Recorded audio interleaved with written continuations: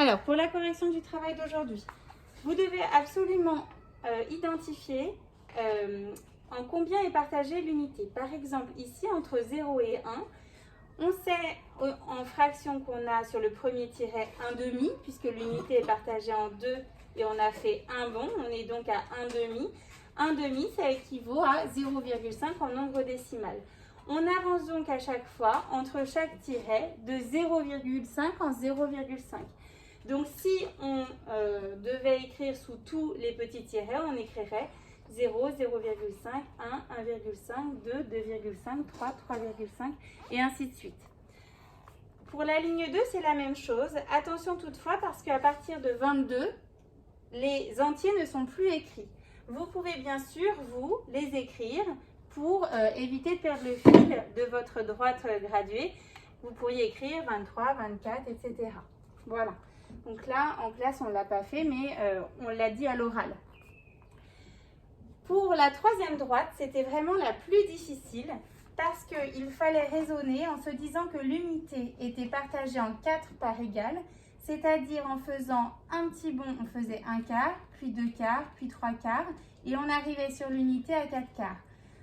Alors, la moitié de 1, c'est 0,5. 2/4, c'est 0,50. Et puis ensuite, on s'est dit la moitié de 0,50, c'est 0,25. Donc, entre chaque petit tiret, on fait un petit bond de 0,25. Si on en fait 2, on fait 0,50. Et si on en fait 3, on fait 0,75. Nous, on a utilisé des couleurs. C'est-à-dire que, par exemple, là, on a 2 unités. On a fait 2 petits bonds ou un bond de 2, c'est-à-dire qu'on a fait 2,50. On a utilisé le vert.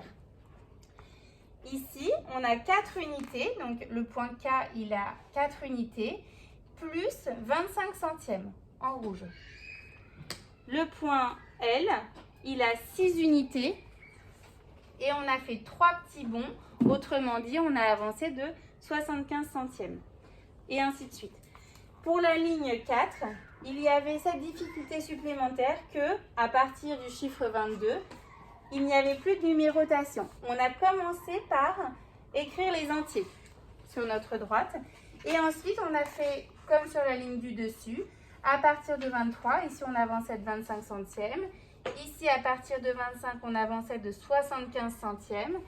Et pareil pour 30, en utilisant toujours les mêmes couleurs. Voilà, j'espère que ça n'aura pas été trop difficile à la maison et que cette petite correction vous servira.